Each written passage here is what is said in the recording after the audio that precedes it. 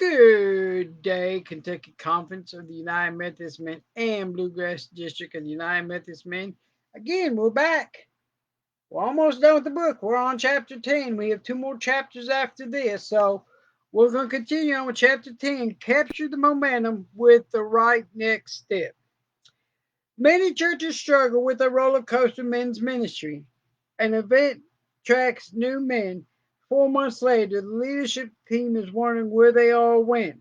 This chapter covers the two mistakes in retaining new men and gives practical hints on how to move men consistently forward toward the authentic discipleship. Have you ever heard a story like this? We've had amazing men retreats last year. The speaker came in and really challenged the guys. He shared how his relationship with his father was pretty bad and how that affected him as an adult. He told about his own failures and how God had restored him. He really connected with our men. Guys were getting emotional. Groups of men were praying together about the relationship with their own sons and hurts from their relationships with their fathers. We had guys recommitting their lives to Christ. It was great. But most of the guys who went there are no more involved in our church now than before the event. What happened to all of these guys who were praying and crying together? Maybe they were just caught up in the emotion. In fact, I'm wondering if some of the guys had authentic experiences at all. Or perhaps the story is more like this. 5 years ago, there was a big men's event in town. We ran the bus. 93 guys signed up. It was awesome. Then 3 years ago, there was a little bit longer drive, and during a bad weekend, so we only got 50 guys to go. Last year, It was local again, and we thought we'd get a bunch of guys to go, but we struggled to get 23 guys to sign up. We ended up going in a few cars, and that just wasn't the same. Then come the reason. The pastor really didn't support it from the pulpit. It was a bad weekend because of a wrestling event was going on here, and a lot of guys feel like they've been there and done that. A roller coaster men's ministry. At a meeting of a national coalition of men's ministry, Pastor Sid Woodworth shared a great illustration about riding a roller coaster at a theme park. Living in Central Florida, we know a few things about theme park rides. So we are going to amplify on Sid's roller coaster metaphor. Imagine climbing in the newest roller coaster with a great sense of anticipation. The shoulder harness comes down and you feel a little shot of adrenaline. You look at the drop coming and realize you can't embarrass yourself by climbing out at the last minute, like a little scared girl, especially since there are little girls on the roller coaster too and they don't look at all scared. You rumbled out of the start house, go around the corner, and start up a steep incline. Click, click, click. And you get about a quarter of the way up, just enough for all the cars to be suspended vertically, barely clinging to the track, and then you stop. Is it broken? Did someone read the tear on your face and decide to show you mercy? No. Over loudspeakers you hadn't noticed before, a countdown begins at zero. You are catapulted up toward the sky. As you approach the top of the hill, you quickly ask God to take care of your children and your wife. And then you try to decide if you want to die with your eyes open or shut. The bottom drops out, or rather, you are snatched back down again. The laws of physics have overcome. The roller coaster didn't even leave the tracks. Now the ride really begins. You are yanked around hairpin corners, shot up inclines, dropped down into metallic ravines, and flipped upside down a few times for good measure. What was terrifying soon turns into fun. The size of the theme park shooting by, the sounds of others on the ride yelling and screaming with the delight, your own joy as you realize, I'm not going to die. A few more bone watching corners, and then comes an upside down, twisty, turny flip inspired by the double helix structure of DNA. You hear yourself shooting with glee. Is that all you got? You can do better than that. And then you can come around the corner and stop. You're back in the little starting house again. The ride operators are looking at you with the same disinterested stares they had when you left. There's another mass of expectant park guests waiting to take your seat on the ride.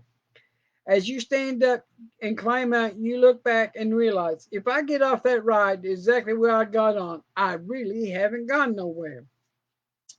The story contains many parallels to men's ministry.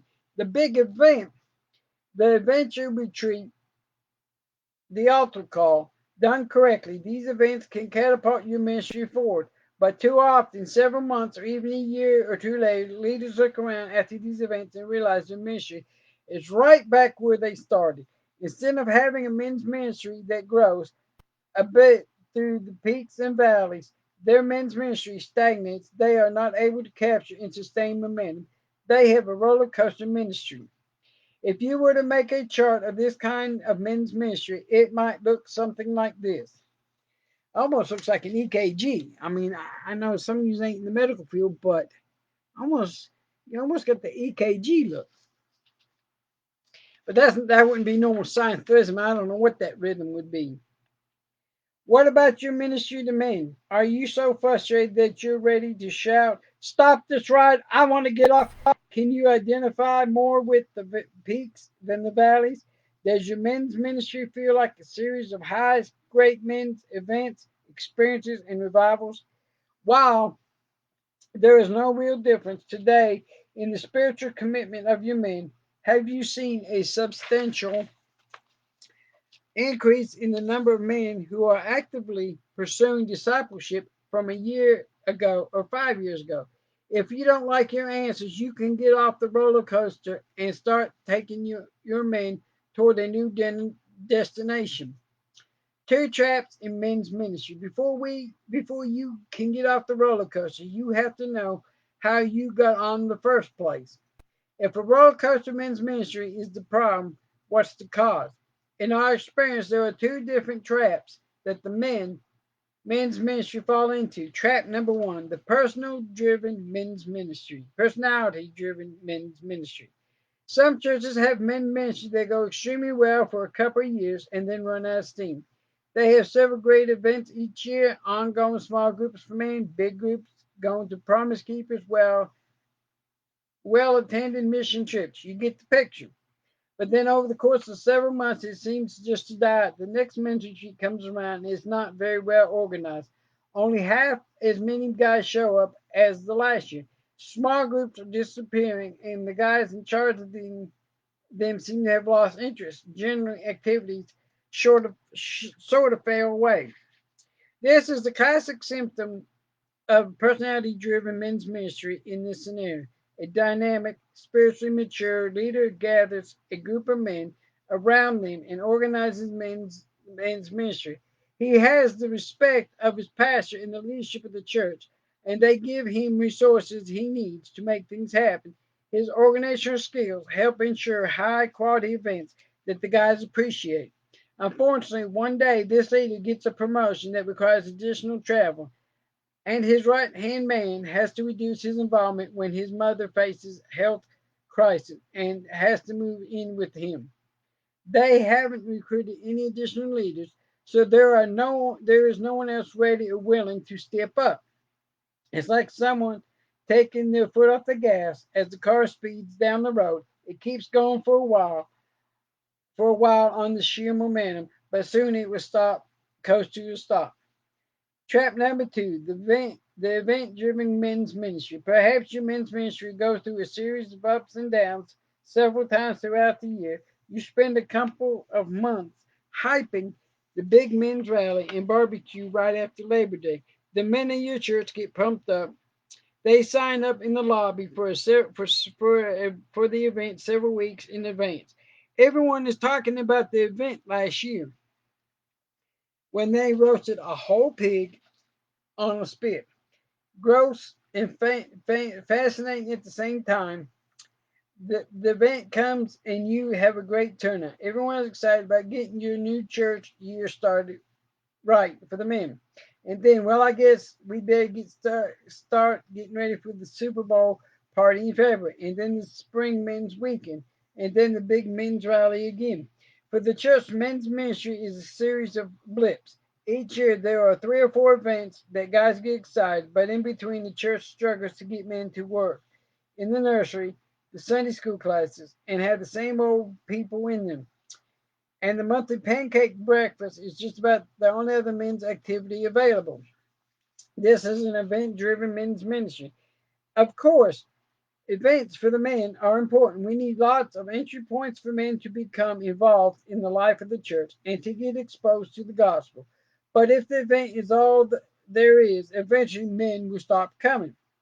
You can escape the personality driven men's ministry trap by continually recruiting and empowering leadership, which we covered in detail in chapter 7. Feel free to glance there now to review the strategies and suggestions for renewing your leadership. How do you escape the event driven men's ministry? Have a strategy in place to capture the momentum your event create your events create and channel it into the right next step for every man. Would you turn on the air conditioner in your house in the middle of the summer and then leave doors and windows open? Of course not. In the same way, it takes a tremendous amount of work and energy to overcome inertia in men by creating a value and momentum. Doesn't it make sense to have a concrete plan to capture the momentum and keep men moving forward in their relationship with God? Overcoming a skyscraper ministry. Imagine you are visiting New York City and a friend takes you to the top of a skyscraper. As you look over the beautiful city, he points to a building across the street and tells you about the wonderful restaurant on the top floor. Why don't we just jump over there right now and have some lunch? You look at the building then down the street and conclude that your friend was crazy. It is ridiculous to think you could jump 45 feet to another skyscraper. Often, the ministries and programs of our church are like skyscrapers in New York City. Each of them exists without a clear connection to other church programs. A person involved in the Sunday school class and or the praise team and or the short-term mission trip, but there's no real connection between the initiatives. So, getting a man who tends worship to join a couple's small group or men's Bible study is like asking him to jump from one skyscraper to another. The ironic thing is this: some people are willing to make the jump. There's always a committed few who will take a leap of faith and dive headfirst into a new opportunity. In fact, enough people making these jumps in most churches will prevent us from seeing how poorly we have integrated a believable process of discipleship. But the vast majority of people will stay exactly where they are unless we build bridges to connect opportunities together and to make it obvious how to move from one step to the next. So, what does that mean to capture the momentum? 2 common mistakes after creating the momentum. There are 2 common mistakes that we tend to make after creating the value with the men. We do too little or we tend to do too much. First, we do too little. How many times have you seen a ministry expend all of its energy planning the big event only to pack up and go home after the closing? Amen. That this is a classic event driven men's ministry. We hold men's retreats or seminars that the man has a blip. The next year we invite him and another blip. The year after, a blip again. In a few years we have a lot of blipping men. There is no ongoing spiritual development. If we are not careful, men will that think this is what it means to be a good Christian, or they will lose interest because they don't see any lasting impact on their own life. A roller coaster ministry builds a resistance men getting getting men to get involved because they know deep in their hearts it is not really going to lead anywhere. Your man and your pastor become inoculated against the viable discipleship process. Second, attempting too much can be as just as fruitless. For example, you invite your men to the big Super Bowl barbecue with lots of red meat and giant screen TV. You encourage them to bring neighbors and friends, and several men who rarely darken the church doors come. Then at halftime, you get up and offer them opportunity to join the 40-week study of the book of Revelation in the original Greek. A little over the top, but you see the point. So, how do you walk the line between the two extremes? We always have the right next step. Give men a right next step. When you plan an event or activity for men, make the following opportunities part of your planning event. In other words, don't create momentum without a plan for how you will capture it ever. We will cover each of the keys to successfully capturing the momentum in detail, but for now, here's the list. Make the follow up fit the event, right size the commitment you are asking for, always have an ending point, choose good second gear material, start new groups for new men, help men take the next step on the right spot, make the follow up fit the event. As you plan the event, determine the types of men you will be targeting, and you will need to consider this as you plan the follow up strategies too. Type the event you have will help determine what type of capture step to take. Recognize the commitment you are asking for. Oh, let me go back up here. We got a figure right here. Figure 12. It's right here. See it? And it's three categories, 3 by 4. First category, you got types of men, types of event, follow up ideas. In the types of men, again, we're going to see men who need Christ, cultural Christians, biblical Christians, and leaders. Types of events, men who need Christ, Super Bowl, party, follow up ideas, Super Bowl, softball teams sign up, adventure, trip, new introductory small group. For the cultural Christian, repair a widow's re-roof a widow's house, information and follow-up ideas, information meeting, mission trip, formation of servant type ministries. Biblical Christians, the type of event would be a men's retreat or seminar, followed by the small group class service opportunity. Leadership, types of event, lunch to discuss vision, followed by these pray for the man, attend a leaders meeting as a guest. That's basically about that chart. Right size the commitment you are asking for. Don't ask men to overreach based on the end of event enthusiasm. A man may initially be excited about the intense 40-week Bible study on godly manhood, but on Monday, his customers will start complaining. On Tuesday, he remembers he's 15 days late on his mortgage payment, and by Wednesday, his enthusiasm has waned considerably. You've driven a car and accidentally shifted from first to fourth gear. What happens? Most people don't know about that, but that's a manual. They're talking about manual car, not automatic that most people have today. Most people like me learned how to drive a 3 speed in the column or learn to drive a 5 speed, and I can still drive one. What happens? It's the same when we ask men to do too much too soon. They bog down. Most men on the fringe don't want to do a lot of preparation. Many men are not going to read a 200-page book. So the event follow up needs to scream to the man, you can do this. It must be something that he can actually visualize himself doing with excitement, and it has got to be a second gear idea. Always have an ending point. We can also ask men to do too much by requiring open-ended commitments. Consider a man who has experience that inspires him to seek a closer walk with God. He joins a weekly Bible study soon, either because his life circumstances change or perhaps because the overcommitment, his participation in the group starts to suffer. He misuses a week here and there, and then 2 weeks in a row, and then 3 weeks. Finally, he just stops coming altogether. He leaves the group quietly, almost slinking away, feeling guilty that he let the group down because there was no graceful exit strategy. Now imagine the same man making a 6 week commitment to meet with a group of men. If his circumstances change, he knows that he will only have to tough it out for a few more weeks to finish what he started. He leaves the group not in failure, but with a sense of fulfillment and accomplishment. Which men would be more likely to join a small group at the next opportunity?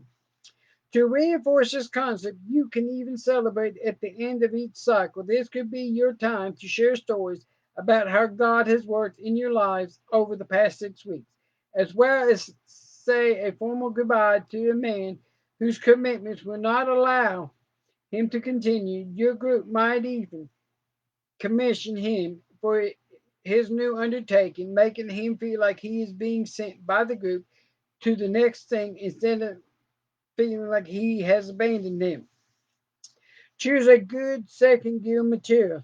Look for the cookies on the bottom shelf, materials that raise significant issues and deal with them biblically. Men will make a one time, short term commitment to something that seems doable. The case study below illustrates two other common mistakes we often make. Can you find them? Mistakes in men ministry, a case study.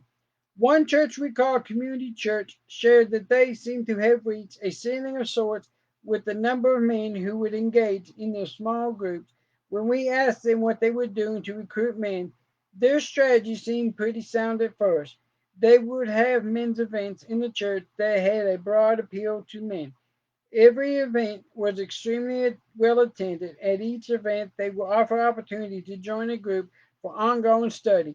They were using good second gear material. They were only asking for a short term commitment. Everything seemed fine. Then we asked the question, how are you signing guys up for small groups? Simple, they said. We list all of the groups on a separate piece of paper in the back. Each group lists names of the leaders and when and where they are meeting, how many spots are available so they can find a group that's convenient and write down their name. And then the leaders follow up. But only a few guys never sign up. But only a few new guys ever sign up. Even those that don't often show up. Start a new group for new men. The first error Community Church made was listing groups with the number of spots available. A man who looks at that quickly realizes he's walking into an established group. Who else is in the group? How long have they been meeting? He's obviously going to be the new guy. If you ever switched schools growing up, you remember what lunch was like for the first week. Everybody already had their table. You really didn't know how to open, how open they might be to a new kid sitting with them. We might we might all be adults now, but the fear of rejection never goes away. Always start a new groups for your follow up. Help men take the next step on the spot. Did you spot the second area? Don't guys have to write their names on the list and tell them you'll get back to them? You want men to leave feeling like they've already made the commitment. So whatever your next step, always ask for an on-site commitment. Here's a proven method. You'll get two-thirds of your men into follow-up small groups. Hold an event that reaches a specific target group of men, like seminar.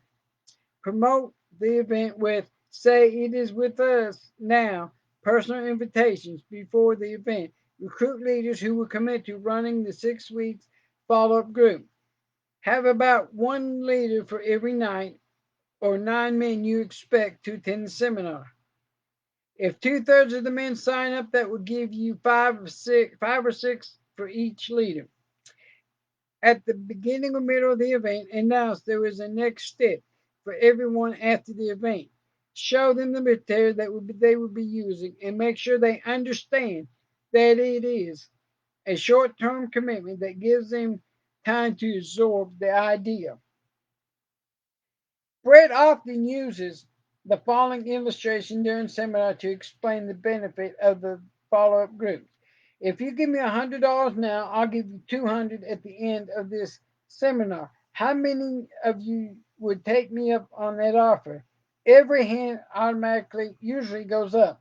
Now let me offer you a different kind of deal. I will give if you will give me 200 now, I will give you $1,000 in 6 weeks, double the investment of the first deal, for 5 times the return. How many of you would take that deal? Usually someone stands up and jokingly starts to take out his wallet at this point. Well, the guys, this is exactly the deal I'm offering. If you will give me about 8 hours of your time over the next day at this event, I'm going to give you a pretty good return on your investment. But if you double that investment and spend another 8 hours over the next 6 weeks meeting with some of the other guys in this group and go over the study guide we are giving you, we will get 5 minutes, 5 times as much out of it as you just listen to me alone. The fact is, I can only give you information that will make you think during the seminar. If you really want to see how to apply this to your life, spend more time unpacking these issues with the few other guys who live in your world. Provide several sessions for small groups discussion throughout the event. This helps model the follow up groups and gets men talking to each other. We often hear churches that had to break up the discussion to move to the next session.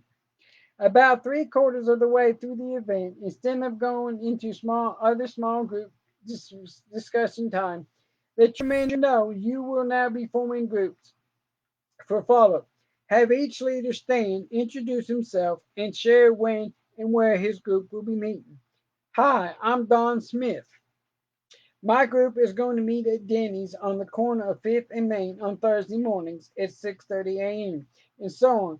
After all the leaders have introduced themselves, tell the men that for the next discussion time you would like them to pick a group that might be interested in continuing with after the event.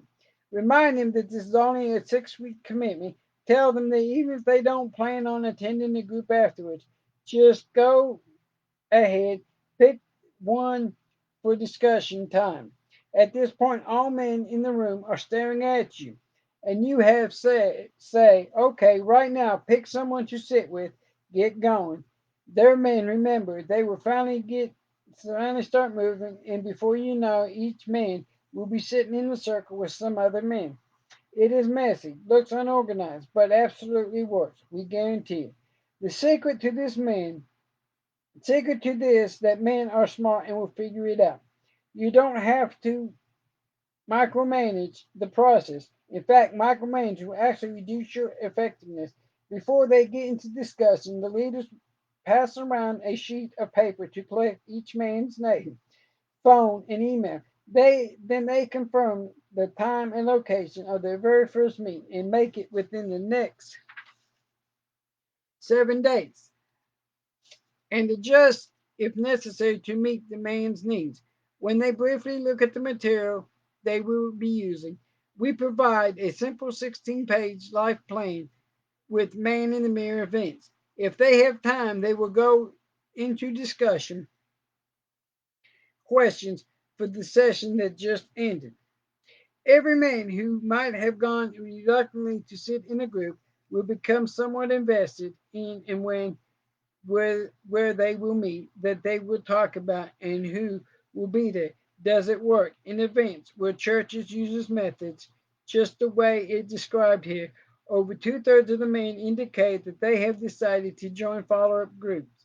Perhaps even more exciting, the percentage of men who have never been in a small group before choose to be in the follow-up groups is even higher. The next step, mindset.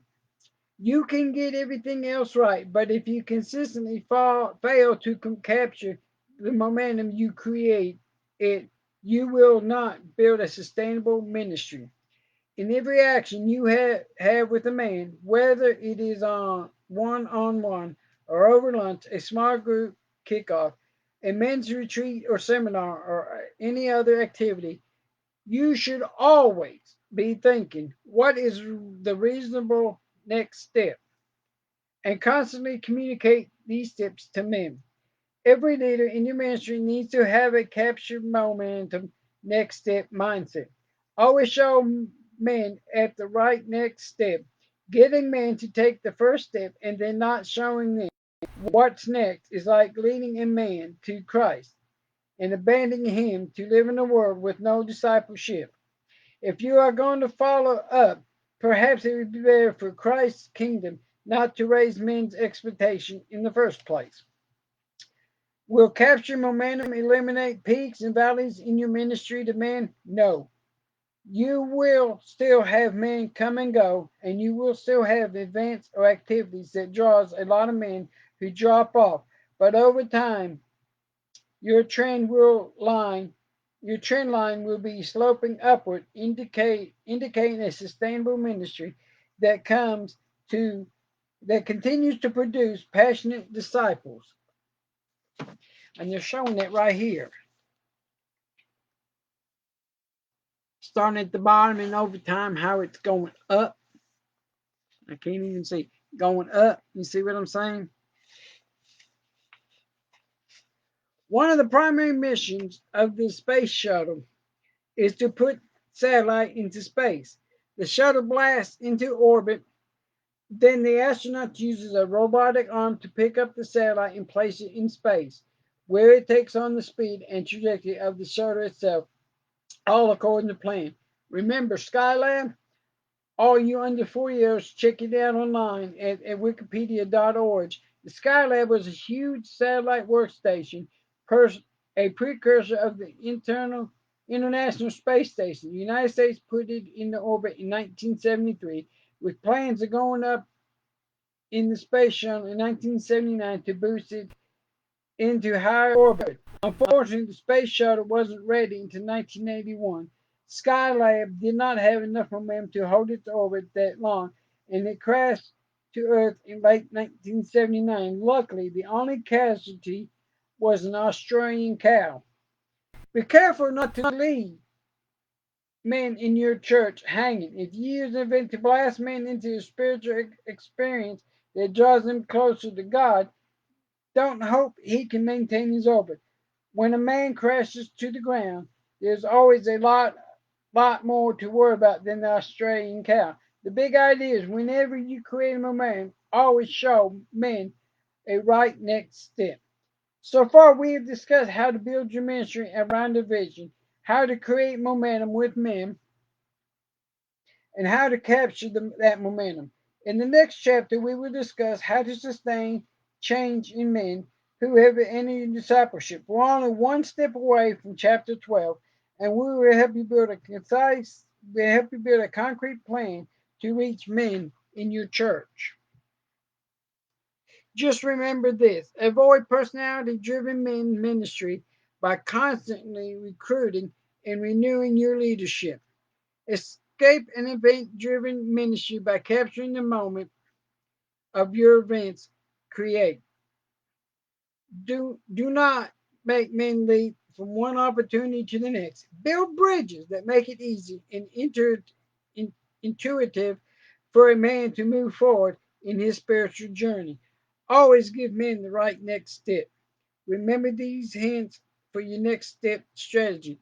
Make the follow up fit the event. Right size the commitment you are asking for. Always have an ending point. Good second gear material. Start new groups for men. Help make the next step on the spot. We only got 4 questions here, and we're going to talk about it. Do you feel like you've been on a roller coaster ride in your own spiritual journey?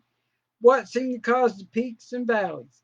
Yeah, I think we all experience it. I know I have. I mean, there are times that when I feel like I get disconnected from God when I don't get to church as much as I like. And, it's like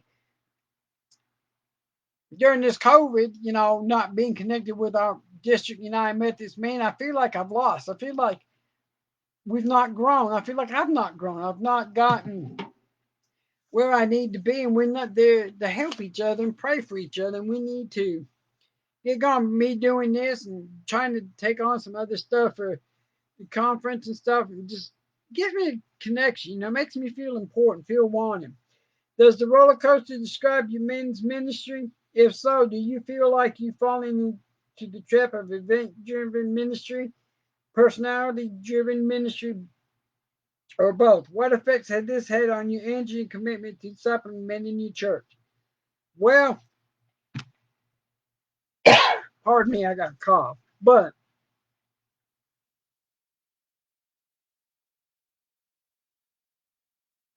I really don't know because I really ain't done much with men ministry in my church, but throughout the conference and stuff, yeah, but I feel like we're still at the bottom. We really ain't got to take off yet. You know, we kind of like that rocket that gets like the space shuttle getting launched. We're still in the preparation stage of it being launched, so I can't really answer that question. List the events or activities you have done for men in your church over the last few months. We haven't because of COVID. Has there been a capture strategy in place for these events? Nope. Again, not, and that's because of COVID. If not, what could you have done to capture the moments you created? If so, how could you have improved it? Can't answer that because of COVID. What is the next event you have planned for me? Brainstorm with your team and how you will capture the momentum of this activity. Ain't gotten until we can get back to 100% meeting and stuff. So that's the end of chapter 10. Got two chapters left. So again, I'd like to close this in prayer. Father God, we thank you for this day. We thank you that we were able to come and talk more about creating momentum and being able to capture what we have done, Lord. Help us as we work to build men's ministry. I know we're still at the ground stage, but help us not to become part of that roller coaster ride, but help us be like the space shuttle. When we launch, we go straight up and we start soaring, and that we continue to build and get more men involved and let them feel a sense of value, a sense of worth, Lord. Lord, again, we just pray for those who are sick. We pray that you lay your healing hands upon them and heal them, Lord. And Lord, forgive us where we fail you. In your name we pray. Amen.